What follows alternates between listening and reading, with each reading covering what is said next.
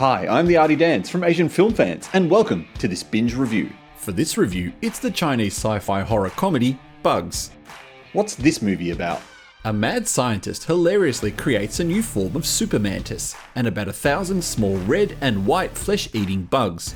These bugs find their way to a beachside resort where a beauty show is being held, and a few brave crew members of the show and resort manage to make their way to a rusted ghost ship where they fight off the massive mantis, stopping it from global domination and taking its rightful place as the king of the underground. Okay, maybe not that last bit, but everything else is spot on. Is this movie worth watching? I don't think you need to be a fan of monster movies to enjoy this, but it might help. Alternatively, if watching crazy, wacky, silly movies are your thing, then this is perfect.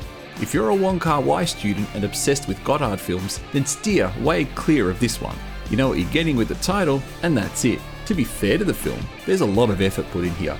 It's a fairly big budget production for China, especially a monster film, and it shows. The scenes are full of extras, there's always something going on, the cast is remarkably beautiful and easy on the eyes, and the acting is decent with only a few cases of overacting. The visual effects, on the most part, are also well done. There's some massive issues with the CGI, but everything else is pretty decent. What's not so great is the actual storyline, but it didn't need to be, because this movie is all about the comedy and the bugs. If you don't enjoy even a tiny bit of this movie, then rush to the doctor and check to see if you still have a pulse.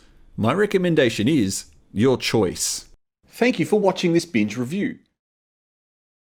For this review, it's the Chinese creature feature, Crazy Tsunami. What's this movie about? A property developer has earmarked a small village for redevelopment, and in defiant Chinese style, a group of villagers are refusing to budge.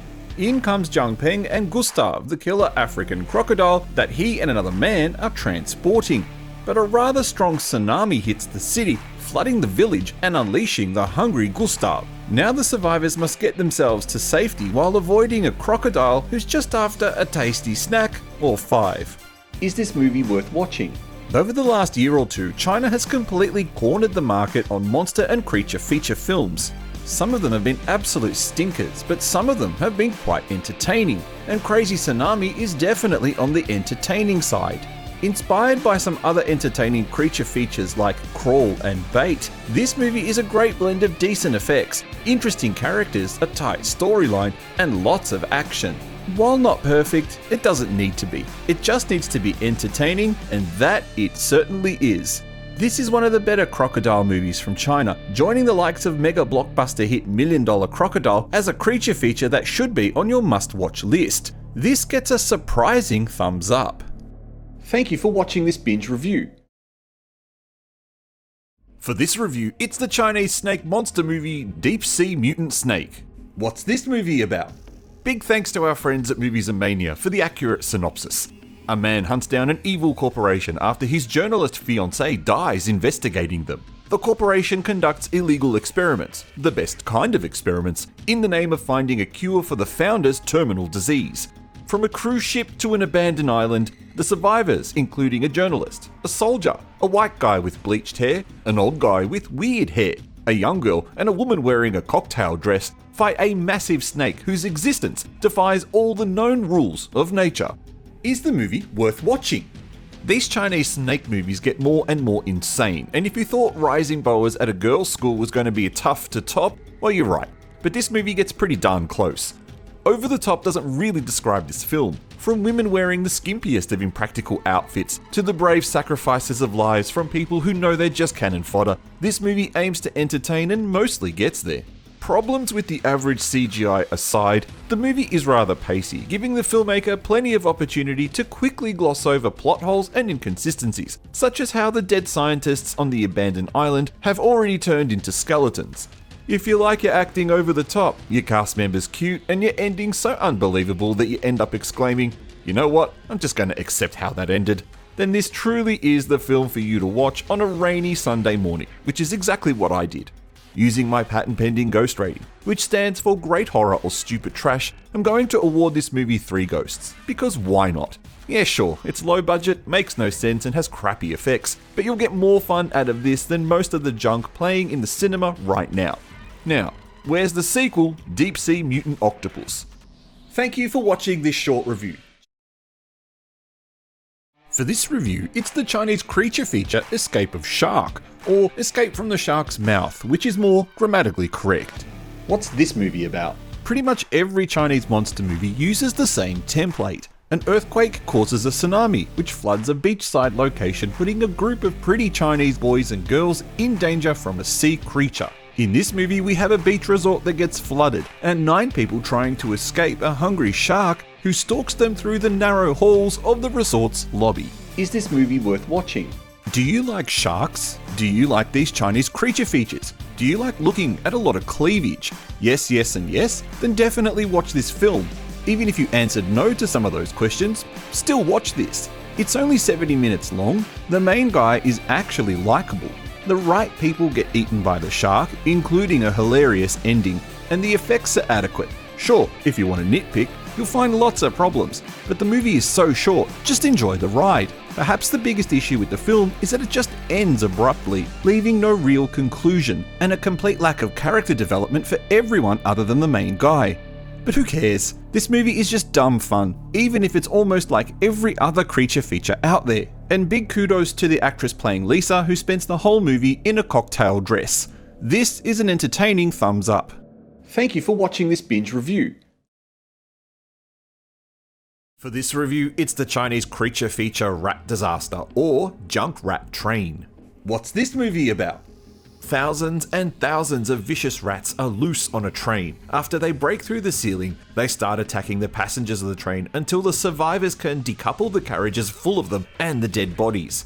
In order to fight the disease they passed on to humans when bitten, the train needs to stop to pick up medicine at a hospital, but the town where the hospital is located in is ground zero for the rats, and the brave passengers whose job it is to recover this medicine put their lives in absolute danger in order to retrieve it. Is the movie worth watching? Have you ever wanted to watch a combination of Train to Busan and The Walking Dead, but replacing the lumbering zombies with thousands of dirty rats? Trust me when I say it's the combination you didn't know you wanted, but are glad exists. Rat Disaster doesn't break new grounds, but it crafts a movie so entertaining that you don't care. China's been on a roll with monster movies and creature features, and this is one of the better movies of the lot, with decent acting, except for the character of Ling Ling, and great makeup effects.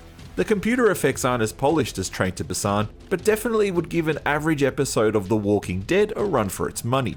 What initially appears to be an inconsistency in the storyline, that is the rats are afraid of sunlight, quickly makes sense when you realise the movie does show them dead. Otherwise, the title makes it clear what the movie is, and it achieves that with ease.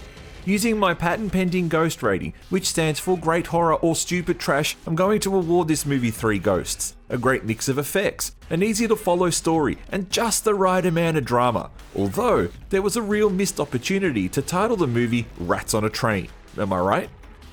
Thank you for watching this short review. For this review, it's the Chinese sci-fi monster movie Rising Boas in Girls' School. What's this movie about?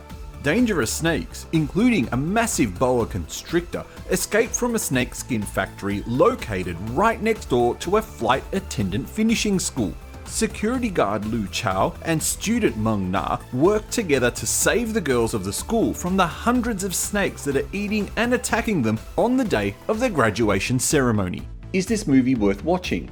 Chinese monster movies are the best, and have very much improved in quality over the last few years, to the point where they would have to be considered the leaders in monster movies around the world. And this movie really is no exception.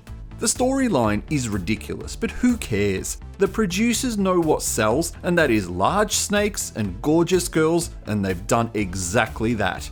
The flight attendant school setting is just an excuse for dozens of pretty Chinese girls to be on screen, including a hilarious shower scene with no nudity. This is still China, unfortunately, where we see the girls being attacked by a mixture of rubber props and CGI snakes. Thankfully for a movie like this, the CGI effects are actually pretty decent, especially the hilarious finale that's more than a passing nod to the Dead Rising concept of making ridiculous weapons out of nothing. In this case, it's fireworks. This is longer than most monster movies, clocking in at just over 90 minutes, and as always includes the required Chinese social messages. In this case, it's animal skin products are wrong and that country people deserve to be treated with respect. Luckily, these messages aren't heavy-handed and don't get in the way of the rollicking good time this movie sets out to give its audience. Anything bad about the movie is quickly forgotten about when you realise you're having such a great time watching it. I give this a thumbs up and put it in my top 5 Chinese monster movie list. Thank you for watching this binge review. Check out more by following the links on the screen.